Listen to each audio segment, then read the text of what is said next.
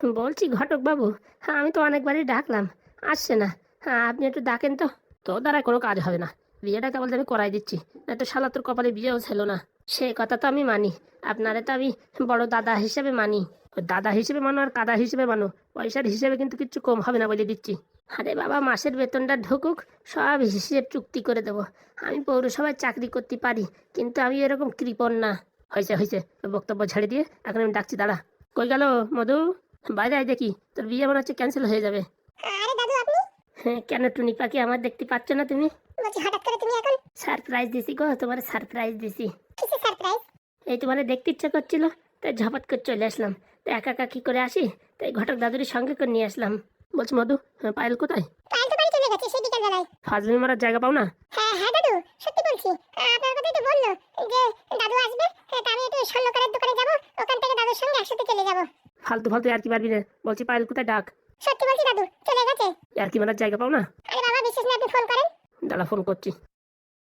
পয়েল পয়েল পয়েল পয়েল, তোমার দেখার বড় ইচ্ছা হচ্ছিল মধু, তাই আমি ঝপাত করে চলে আসলাম, না থাকতে পারে। তোর আমাকে আমার দেখতে ইচ্ছা করতেছে, তো আমারে ফোন করবা তো। ও ওনার নিয়ে এসে কেন? কিছু বলছিস নাকি মধু? না না দাদু, আপনারে না। এই যে হবু সামনে বলছিলাম যে অর্ধেক রাত্রে আসার কি দরকার, সকাল আসলেই তো পারতে। লুলু লুলু লুলু লুলু। এই লেগেছে ফোন, এবার লেগেছে। হ্যালো। বলছি মা পায়েল, কোথায় তুই? কেন? এই তো মধুদের বাড়ি। কি মিথ্যে কথা বলে রে? ঠিক আছে তাহলে আমি মধুদের বাড়ি এখন আসি, তোর সাথে একটু কাজ আছে। বলছি দাদু, এখন আসার দরকার নেই, সকালবেলা আসো ঠিক আছে? আচ্ছা ঠিক আছে। খাওয়া দাওয়া করেছিস তো? হ্যাঁ, এই তো মধু কত কিছু খাওয়ালো, মাংস, পায়েস, দই, মিষ্টি, আরো অনেক কিছু। বলছি মধুর কাছে ফোন দে তো, বিয়ের সম্পর্কে একটু কথা বলতে হবে। ও দাদু, ওই মধু না হাগু করতে গেছে। তাহলে ওর মার কাছে ফোন দে। ওর মা তোর সাথে ধেরিকে নিয়ে গেছে। কি মিথ্যে বাদে রে, কি মিথ্যে বাদে। তুই ঘরে একা একা আছিস, তোর ভাই করছে না? না না, কোনো ভয় নেই। আচ্ছা ঠিক আছে, আমি সকালবেলা আসবো খানে। আচ্ছা ঠিক আছে দাদু, কোনো চিন্তা করো না, আমি এখানে নিরাপদ আছি। ঠিক আছে। কি মিথ্যে কথা বলে গো পায়েল? এটা কি হলো? নির্ঘাত ওই শালা, ওই সাদা চুলালার মালের কাজ। সত্যি বলছি দাদু, আমি কিচ্ছু জানি না। আমার আপনার কথা বলে বাড়ি থেকে বের হয়েছে। শোন, তোর কিচ্ছু করার দরকার নেই। পায়েল আসলে পারে চুপচাপ ওকে থাকতে দিবি, বুঝেছিস? এখন মৌমাছির চাকে আঘাত করা যাবে না, তাহলে মৌমাছি উড়ে যাবে, ঠিক আছে? কিচ্ছু করার দরকার নেই, ও আগে আসুক। আর তোর মাথায় বুদ্ধি নেই, যখন গেছে আমার একটা ফোন করার দরকার নেই? আমার ফোন নাম্বার তোর কাছে নেই? মানে আছে, আমি তো বুঝতে পারিনি এরকম কেস হবে, তাহলে তো আমি করতাম ফোন। এখন যা হবে আমার সঙ্গে সঙ্গে আপডেট দিবি। ও আসবে, ঠিক আছে? পায়েল আসলে পারে আমার ফোন কর, ঠিক আছে? আচ্ছা দাদু। এই নটবর চল দেখি। বলছি কোথায় যাবো এখন? কোথায় যাবি দেখতে পাবি, চল আমার সাথে চল। বলছি একটু হবু ওর সাথে কথা বলে নিতাম। মাথা গরম করবি না, তোর বিয়ে পুরো ক্যান্সেল করাই দেবো, বুঝতে পারছিস? আমার মাথার উপর দিয়ে আগুন দৌড়ে বেড়াচ্ছে। আমার সাথে তাড়াতাড়ি চল। আচ্ছা আচ্ছা আচ্ছা আচ্ছা, চলেন চলেন। বিয়ে ক্যান্সেল করা যাবে না, চলেন। মধু আসি, হ্যাঁ। Miss you. যাও, সাবধানে যাও। বউডারে শালা একটু মন প্রাণ দিয়ে দেখবো, সে দেখার কায়দা নেই। বাবারে বাবা, পায়েল এত বড় মিথ্যে কথা বলতে পারে? এখনই তো আমার কেস খাই দিচ্ছিল। ভাগ্যিস এই বুড়োটা কিছু বলেনি। আমি তো ভাবছিলাম আমার বিয়ে মানে ক্যান্সেল হয়ে যাবে। কি হয়েছে রে মধু, এত কথাবার্তা আওয়াজ শোনা যাচ্ছে? আর মা বলো না, কেস ঘটে গেছে। কেস ঘটে গেছে মানে? বাবা পায়েল না বাড়ি যায়নি। ও মা, তাহলে কোথায় গেছে? আর বলো না, মনে হয় যে কিরণ নামে যে ছেলেটা আছে না, তারে নিয়ে হয়তো কোথায় গেছে। সর্বনাশ করেছে। ওর দাদু জানতে পারলে তো তোরে আর আমারে পুরো একদম খাবড়ায় উদ্ধার করে দেবে। অলরেডি দাদু জানিয়ে গেছে। ও বাবা, কি বলছিস? আমাদের বাড়ি আসছো নাকি বুড়োটা? এই তো আমাদের বাড়ি বসে ফোন করেছে। পায়েল রে, পায়েল বলছে আমি মধুদের বাড়ি আছি। ও মা, কি মিথ্যে কথা বলে রে। আর বলে না মা, বলছি সকালবেলা কিন্তু পায়েল আসবে, ও যেন কিচ্ছু টের না পায়। ওই বুড়ো দাদু বলে গেল, ও যেন কিচ্ছু টের না পায়। টের পালি কিন্তু ওই কিরণের সাথে উড়ে যাবে, তাহলে কিন্তু আমার আর বিয়ে হতে দেবে না, যে করে হোক বিয়েটা ক্যান্সেল করাই দেবে মা, বলে দিচ্ছি। পায়েল আসলে তুমিও জানো না কিচ্ছু, আমিও জানি না কিচ্ছু, এইভাবে থাকবা। আচ্ছা। বাবারে বাবা, তোর বান্ধবীদের দেখে যেরকম মনে হয় সেরকম তো না, ও তো দেখছি খুব ডেঞ্জার মেয়ে। তাই তো মা আমিও দেখছি। বাবারে বাবা, ভালো ভালো বিয়েটা হলি বাঁচি। হ্যাঁ মা, ঠিক বলিস। বুড়ো শালা সুবিধার না, বুড়ো নাতিনও সুবিধার না। আর বলো না মা, আর বলো না। আমার তো টেনশন, এখন রাত ভরে ঘুমই হবে না। ঠিক বলেছিস মা, ঠিক বলেছিস। বলছি আমি এখন কোথায়? এমএলএ বাবু, আপনার জ্ঞান ফিরেছে, এটাই খুব ভাগ্যের বিষয়। কেন? আপনি প্রায় 3 থেকে 4 মাস ধরে এই প্যারালাইসিসে কোমায় পড়ে আছেন। আপনার হুঁশ জ্ঞান কিচ্ছু ছিল না, শুধু শ্বাস প্রশ্বাস চলছিল। কি বলেন, 4 মাস আমি এরকম ভাবে শুয়ে আছি? হ্যাঁ। তাহলে তো এই মাসেই আমার ভোটের ইলেকশন। হ্যাঁ, আর ওই সপ্তাহখানিক বাকি আছে, তো এইভাবে শুয়ে থাকলে কি করে হবে? এখনই আমার যেতে হবে। বলছি আমার বউ ছেলে মেয়ে কোথায়? শোনেন শোনেন, একটা দুঃখের সংবাদ আছে। কি সংবাদ? আপনার ছেলে আপনার ছেলে কিট্টুর শরীরও আপনার মতন এরকম প্যারালাইসিস পড়ে সে এখন মানে কোমায় পড়ে আছে। কি বলছেন? তাহলে তো আমার ছেলেকে ইমিডিয়েটলি ডাক্তারের কাছে নিয়ে আসতে হবে, মানে আপনার কাছে নিয়ে আসতে হবে। নিয়ে তো আসবেন, কিন্তু একটু আগে দারোগাবাবু এসেছিল আপনাকে খুঁজতে, আমি তো বলিনি আমার কাছে ভর্তি আছে। হ্যাঁ, তাহলে অনেক ঝামেলা হতো। ঝামেলা মানে? আপনাকে এই কোমায় আনার জন্য এর পিছনে অনেক লোক জড়িত। অনেক লোক মানে? আপনার ফ্যামিলির অনেক লোক জড়িত, কিন্তু কে কে সেটা আমি বলতে পারবো না। আপনার ছেলে যা বললো সেই কথাই আপনাকে বললাম। আপনি একটু সাবধানে থাকবেন। আমাকে এখনই বাড়ি যেতে হবে, এরকম ভুল একদম করবেন না। এখনো আপনার শরীর দুর্বল, 1 থেকে 2 দিন আপনি এইভাবে রেস্ট নিন, তারপরে ঠিক হয়ে গেলে তারপর যাবেন।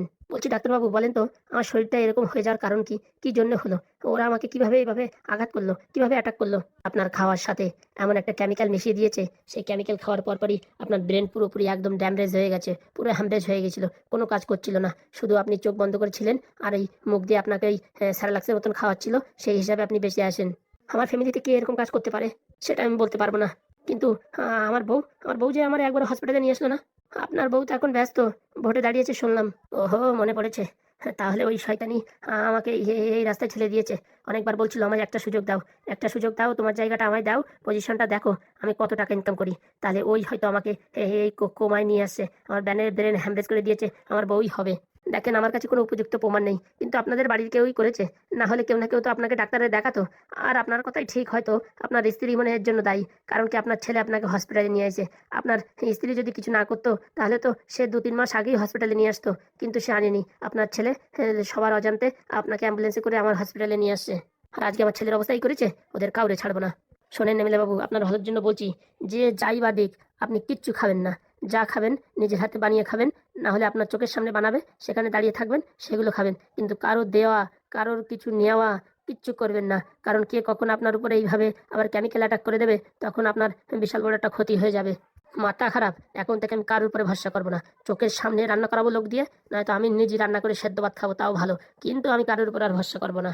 বলছি নমিনেশনের ফর্মটা ভরতে হবে। আমার তো মনে হয় ওই ফর্ম ভরার লাস্ট ডেট চলে গেছে মনে হয়। বলছি আপনার ফোন পাওয়া যাবে? আমি একটু পার্টি অফিসে ফোন করতাম। না না, একদম ফোন করা যাবে না। ফোন করলে ওরা লোকেশন টের পেয়ে যাবে আপনি কোথায় আছেন, তখন আমারও এই হসপিটাল নিয়ে টানাটানি হয়ে যাবে, আর আপনার উপরে অ্যাটাক হতে পারে। একদম ফোন করবেন না, আগে মানুষ বেঁচে তারপরে ভোটে দাঁড়ানো।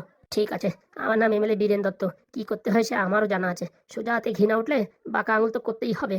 যা করবেন করবেন এমএলএ বাবু, দেখবেন আমার উপর দিয়ে কোনো যেন ঝড় বাতাস না যায়। আপনি চিন্তা করবেন না, আপনি আমাকে নতুন জীবন দিয়েছেন, আপনার উপরে একটু আঘাত আসতে দেবো না আমি। তাই যেন হয় এমএলএ বাবু, তাই যেন হয়। পুলিশও ঘোরাঘুরি করছে, যদি জানতে পারে আমার হসপিটালে ভর্তি আছে, তাহলে আমার অনেক কারবাইতে ডেকে নেবে, অনেক সমস্যা হবে। কেউ কিচ্ছু টের পাবে না। আমি আজকে 3টা থেকে কালকে রাত্রিবেলা এখান থেকে গায়েব হয়ে যাব। আচ্ছা স্যার। বলছি প্রচুর খিদে লেগেছে, কিছু খাওয়ার কিছু পাওয়া যাবে? এখন আনছি স্যার, এক্ষুনি আনছি। তাহলে এই সব কিছুর পিছনে আমার বউ দায়ী তাহলে? হ্যাঁ, তার জন্য ভাবি সবসময় আমায় বলে একটা চান্স দাও, একটা চান্স দাও। যেই চান্স দিইনি আমার উপরে অ্যাটাক করে এখন ভোটে দাঁড়িয়েছে। বাহ বাহ বাহ বাহ বাহ! এই না হলে বউ, শালা যারে বিশ্বাস করে যার সাথে সংসার করেছে এত বছর, সেই আমার ছবল দিল। আর না, আর না, কারোর উপরে আর বিশ্বাস করা যাবে না, ভরসা করা যাবে না, বাড়িও থাকা যাবে না। কখন কি করে বলা যায়। আমার যখন এই ব্রেন হ্যামারেজ করতে পারে, তাহলে আমার জীবনও নিয়ে নিতে পারবে। কারণ কি এখন সে হল টিকিট পেয়েছে, এখন যে করে হোক আমাকে এই পৃথিবীর বুক থেকে সরাতে চাইছে। তাহলে আপাতত মোটামুটি আমার বাড়ি যাওয়া চলবে না। তাহলে এখন কোথায় যাই, কি করি, কিছুই তো বুঝে পাচ্ছি না। ওদিকে নারকেল বেগম আর এদিকে আমার বউ, এই দুইজনে আমার পরে উঠে পড়ে লাগিয়েছে। তাহলে এখন কোথায় যাই? এই বিপদের দিনে কে আমার সাহায্য করবে, কে সাহায্য করবে? ভগবান এমন কাউর নাম আমার মাথায় আসুক যে আমার সাহায্য করতে পারে, সাহায্য করতে পারে, আমার সাহায্য করতে পারে। কে হতে পারে, কে হতে পারে, কে হতে পারে? আইডিয়া, ফুটো। হ্যাঁ, এই সময় ফুটোরাই আমাকে সাপোর্ট করতে পারে, আর ওরা মানুষের দুঃখের সময় পাশে এসে দাঁড়ায়, আর ওরাই পারবে আমার জীবনকে সুরক্ষিত রাখতে। ওরা মানুষ, খুবই ভালো মানুষ। যে করে হোক ফুটোর সাথে কন্ট্যাক্ট করতেই হবে। ফুটো বাবা, তুমি কোথায়? তোমার সাথে আমার একটু দেখা করতেই হবে। কি ব্যাপার দারোগা বাবু, এখন আমার স্বামীকে খুঁজে পেলেন না? কোন হসপিটালে আছে? আরে ম্যাডাম, সব হসপিটাল তন্ন তন্ন করে খুঁজে ফেলেছি, কিন্তু কোথাও খুঁজে পাচ্ছি না। এই কথা বললি হবে? হ্যাঁ, সত্যিকারে বলছি ম্যাম, হ্যাঁ, আপনার স্বামী কোনো হসপিটালে নেই। তাহলে কোথায় গেল? আমার তো মনে হয় আপনার ছেলে কোথাও তাকে লুকিয়ে রেখেছে। আপনার ছেলের কাছে শুনুন কোথায় লুকিয়ে রেখেছে। সে তো এখন অসুস্থ, কথা বলতে পারছে না। ম্যাডাম বলছি, আমার মাথায় একটা প্রশ্ন আসছে, জিজ্ঞেস করতে পারি কি? হ্যাঁ বলেন। আপনাদের ফ্যামিলিতে কি বড় ধরনের রোগ কারোর আছে? না না। তাহলে আপনার স্বামী যে রোগে আক্রান্ত হলো, আপনার ছেলেও সেই রোগে আক্রান্ত হলো, কিন্তু আপনার কিচ্ছু হলো না যে? আমি মাস্ক লাগিয়েছিলাম, তার জন্য হয়তো আমার কিছু হয়নি। কিন্তু ম্যাডাম, আমাদের মনে হয় যে অন্যরকম খটকা লাগছে। অন্যরকম খটকা মানে? মনে তো হচ্ছে যে এর ভিতরে আপনার কোনো হাত আছে। তো উল্টো পাল্টা কথা বলবা না, বলে দিচ্ছি। কদিন পর আমি এমএলএ হব, এমন জায়গায় ট্রান্সফার করবো না, সারা জীবন সূর্যের মুখ দেখতে পারবা না। আস্তে ম্যাডাম আস্তে, এখন আপনি এমএলএ হননি। ওদিকে নারকেল বেগম বলছে নারকেল বেগম এমএলএ হবে, আপনি বলছেন আপনি এমএলএ হবে। হ্যাঁ, তাহলে আগে হয়ে নিন, তারপরে এইসব কথাবার্তা বলবেন। তাহলে কি বলতে চাইছো? আমার স্বামীকে যে এই অবস্থায় পরিণত হয়েছে তার জন্য দোষী আমি? না মানে সেরকম বলছি না, যে আপনার বৌমাকে যে পুলিশ স্টেশনে মানে আর কি ভর্তি করে দিলেন দোষী আরোপ লাগিয়ে, হ্যাঁ আসলে কি সে এই কাজের জন্য দায়ী? তাই মানে সে নিজের হাতে ভাত মাখিয়ে আমার ছেলেকে খাওয়ানোর সাথে সাথে এরকম হয়ে গেছে। আমি তো তখন বাড়িও ছিলাম না। হ্যাঁ, আমি তখন এই একটু ক্যানভাস করার জন্য উত্তর পাড়ায় ছিলাম। ও বাবা, বাড়ি আসতে দেখি কান্নাকাটির ঢের লেগে গেছে। বিশেষ করে আমার কাছে এই যে উকিলবাবু আছে, উকিলবাবুর জলজন্ত একদম চক্ষু প্রমাণ। আগে স্যার, আমি ম্যাডামের সঙ্গে ছিলাম। আমরা ওই উত্তর দিকে উত্তরপাড়ায় ওখানে ক্যানভাসিং করছিলাম। বাড়ি আসার পরে দেখি এই অবস্থা, যে ছোট বাবু দেখি কি মুখ দিয়ে এরকম কিরকম গেজা উঠে শুয়ে পড়ে রয়েছে, আর ওর বউ এরকম একটু নাকা কান্না কাঁদছে। তাহলে আপনার কথা অনুযায়ী ওই মেয়ে এই কাজে দোষী। 100% এর কোনো সন্দেহ নেই। তাহলে আগের বার যখন আপনার স্বামীর শরীর এইভাবে খারাপ হয়ে গেছিল, তখন কেন ধরিয়ে দেননি? তখন তো আমি বুঝতে পারিনি। যে এটা এই ওষুধ খাওয়ার জন্য হয়েছে। এখন বুঝতে পারছি। আপনার ছেলের অবস্থা তো খারাপ, তাই এখনো হসপিটালে ভর্তি করেননি কেন? আগে বলেছে আয়ুর্বেদিক ওষুধ খাওয়াতে। ডাক্তার এসেছিল আমাদের যে মানে আর কি ঘরোয়া ডাক্তার, সে বলেছে আয়ুর্বেদিক ওষুধ খাও, তারপরে যদি না কমে তারপরে হসপিটালে দেখাও। কিন্তু ম্যাডাম, আপনি কি এইরকম ছোটখাটো আয়ুর্বেদিকের উপরে বিশ্বাস করেন? কোথা থেকে কে কি বললো কি না বললো সেইসব শোনার বিশ্বাস করেন? আপনার ছেলের এত বড় একটা আঘাত লেগেছে, তাকে ইমিডিয়েটলি হসপিটালে ভর্তি করা দরকার তো। দেখেন, আগের কালে কোনো ডাক্তারও ছিল না, কিচ্ছু ছিল না, যা ছিল সব কবিরাজ। তাই এখন আমার কবিরাজের উপরে বেশি ভরসা।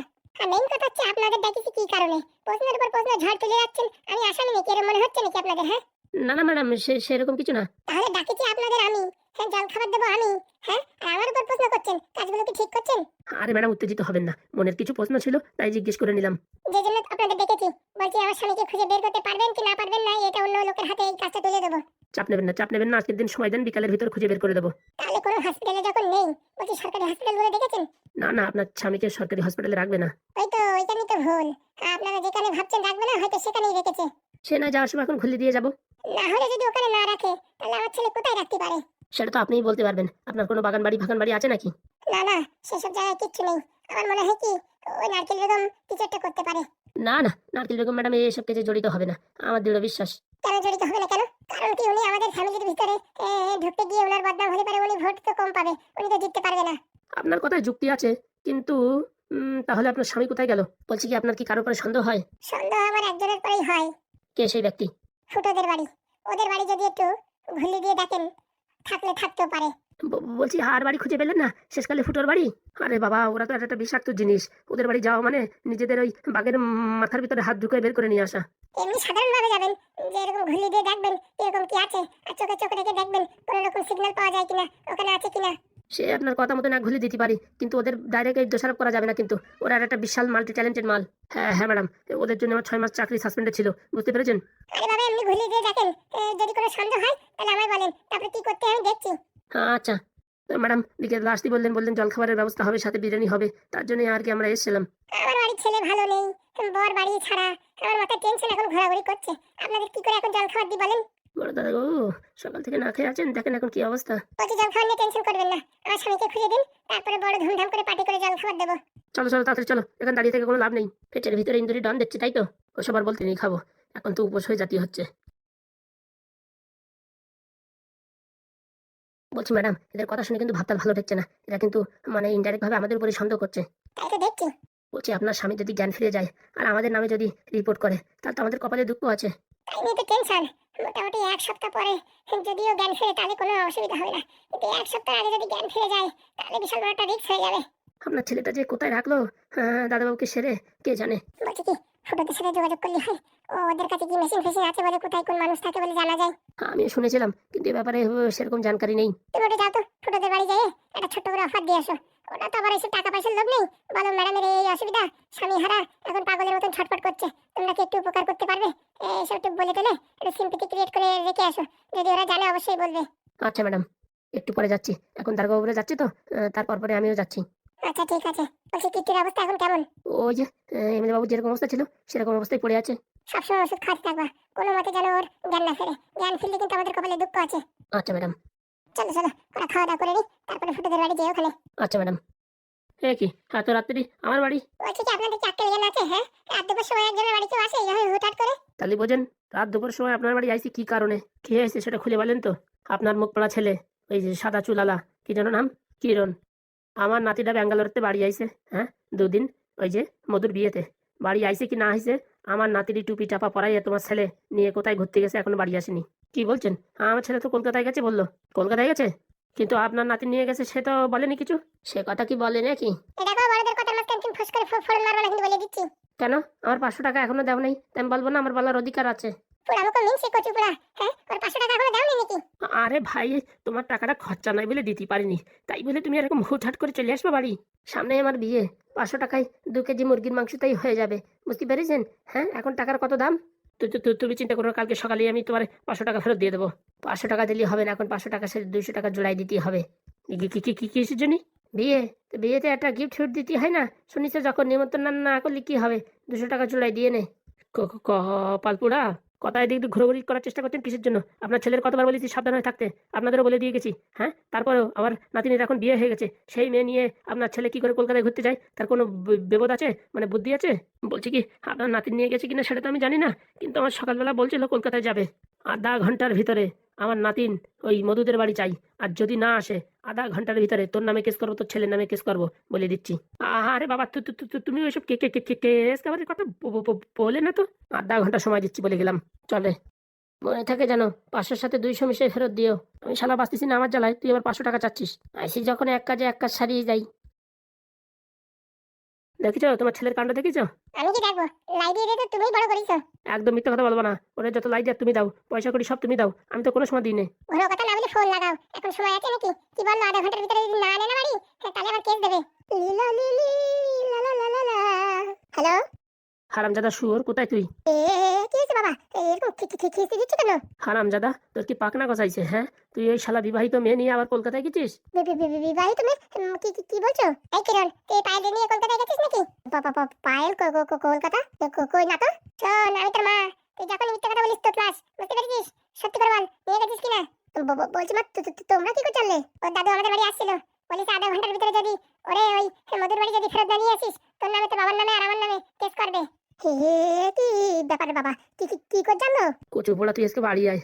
তোরে যদি আমি ওই হ্যাকসা ব্লেড দিয়ে যদি কাটিয়ে যদি লঙ্কা না ভরাই, তা শালা আমি তোর বাপ না বলে দিচ্ছি। হ্যাঁ, ওরে যেখান থেকে আনিছিস সেখান থেকে আয়। শালা রাত্রি ঘুমাতেও দেবে না। শালা এরকম একটা ছেলে জন্ম দিছি, জীবনে পুরো জন্ম মরণ এক করে ছাড়িয়ে দিল। আছি বাবা, আছি। তুই কোথায় এখন? আমরা এই স্টেশনে আছি। এক্ষুনি ট্রেন ধরে চলে আয়, নয়তো কপালে দুঃখ আছে কিন্তু বলে দিচ্ছি। এই সময় যদি কেস খামারি হয়ে যায় কিন্তু বিরাট ঝামেলা হয়ে যাবে। ও বাবা, তুই টেনশন নিয়ে না, ওই আধা ঘন্টা বলিস তো, ভাই 10-15 মিনিট লেট হবে, তার ভিতরে আমি ওরে পৌঁছে দিচ্ছি। রাখছি। ও পায়েল, শুনছো? তোমার দাদু কি ছেলে জন্ম দিছে দেখিছো? শালা সব জায়গায় ঝামেলা বাঁধায়। ছেলেরা কি আমার একার, তোমার না? মানে ছোট থেকে বড় তো মানুষ তুমিই করিছো। ওর গায়ে রক্ত কার রক্ত আছে? তোমার রক্ত আছে, আমার রক্ত আছে। তাহলে দোষটা পুরোপুরি আমার উপর দিচ্ছ কেন? এই দেশের ভাগিদার তুমি। কেন? তুমি শালা গরুর দালাল, সত্যি মিথ্যে করো, মিথ্যে সত্যি করো, তা তোমার ছেলে শিখবে না? এখন এরকম ডাক্তার লাভ আছে? হ্যাঁ, যেরকম কর্ম সেরকম ফল, এখন ভোগো এরকম লাগে। আমি কেন মরি না?